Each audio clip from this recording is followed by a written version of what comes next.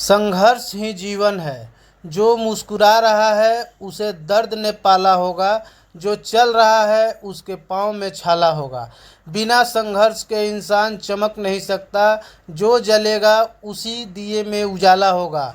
संघर्ष क्यों बचे संघर्ष से? संघर्ष ही तो जीवन की आत्मा है।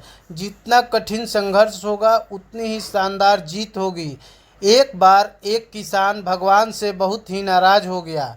किसान बहुत मेहनती था। बहुत मेहनत से वह खेतों में अनाज उगाता, उसकी देखभाल करता, पर अक्सर उसकी फसल खराब हो जाती। कभी सूखा पड़ जाता, कभी बाढ़ आ जाती, कभी तेज़ धूप, कभी आंधी, कोई न कोई कारण बन ही जाता कि उसकी फसल खराब हो जाती। एक दिन वह किसान गुस्से में आसमान की ओर देखकर भगवान से कहा, हे ईश्वर, आपको लोग सर्वज्ञाता मानते हैं कि आप सब जानते हैं।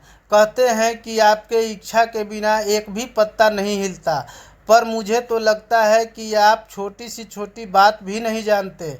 आपको तो ये भी नहीं पता कि खेती बाड़ी कैसे करते हैं। अगर आप जानते होते तो हर समय जो बाढ़, आंधी और तूफान आते हैं वो कभी नहीं आते।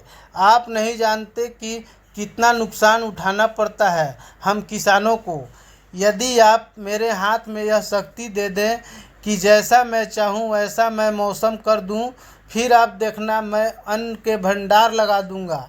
भगवान इस किसान के तीखे वाक्य सुनकर मुस्कुरा रहे थे और वह किसान के सामने प्रकट होकर बोले, मैं आज से तुझे यह शक्ति देता हूँ कि तुम अपनी खेतों पर तुम्हारी जैसी इच्छा ही तुम वैसा मौसम कर दोगे। मैं बिल्कुल भी दखल नहीं दूंगा, तुम्हारी इच्छा से सब कुछ होगा। किसान बहुत खुश हो गया। किसान ने गेहूं की फसल अपनी खेतों में बोई। जब उसे लगा कि खेतों को धूप चाहिए तो खेतों को धूप मिले, जब पानी बरसाना चाहिए तभी पानी बरसा। आंधी, तूफान, बाढ़ कुछ भी उसने अपने खेतों पर आने नहीं दिया। किसान के खेत में इस वर्ष ऐसी फसल हुई जैसी कभी नहीं हुई थी। हरी भरी लहलहाती फसल। मन ही मन वह बहुत खुश हो गया और सोचने लगा, अब सबूत के साथ दिखाऊंगा भगवान को कि इसे कहते हैं शक्ति का सही उपयोग। मेरी सफलता देखकर उन्हें अपने नियम जरूर बदलने पड़ेंगे। कुछ दिन गुजरे, फसल कटने को तैयार हो गए। किसान बहुत उत्सुकता के साथ फसल को काटने लगा, पर जैसे ही उसकी नज़र गेहूं की बालियों पर गया तो उसने अपना सिर पीट लिया और वह रोने चिल्लाने लगा। गेहूं की एक भी बाली के अंदर गेहूं का दाना नहीं था। सारी बालियां अंदर से खाली थीं। किसान बहुत दुखी हो गया। उसने भगवान को रोते हुए फिर पुकारा, हे प्रभु, तुमने ये मेरे साथ क्या किया? क्या तुमने मुझे कोई सज़ा दी?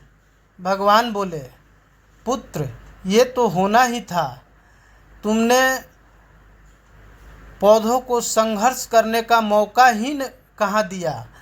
न तो तुमने उन्हें आंधियों से जूझने दिया, न तेज़ बारिश सहने दिया और ना ही धूप में तपने दिया।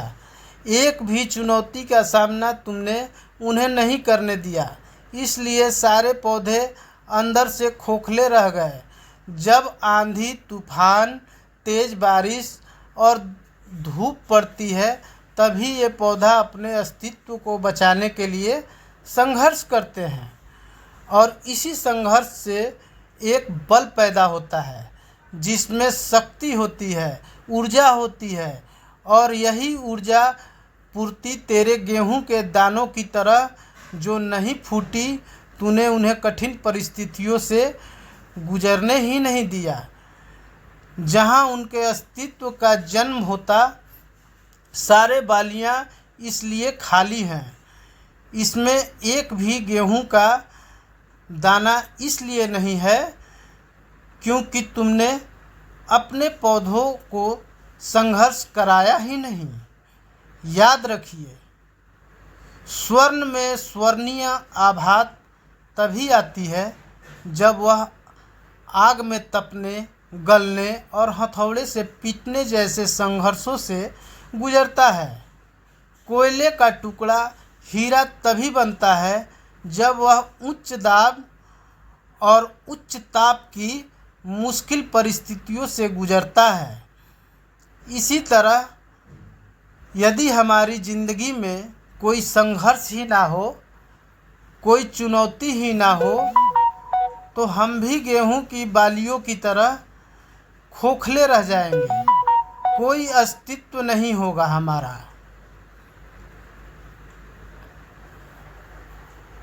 विपरीत परिस्थितियाँ, चुनौतियाँ, समस्याएं हमें और अधिक निखारती हैं।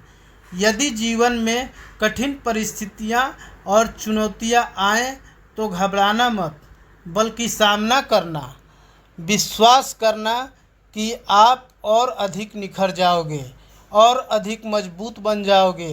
किसी ने कितना सही कहा है, जिंदगी जीना आसान नहीं होता, बिना संघर्ष कोई महान नहीं होता।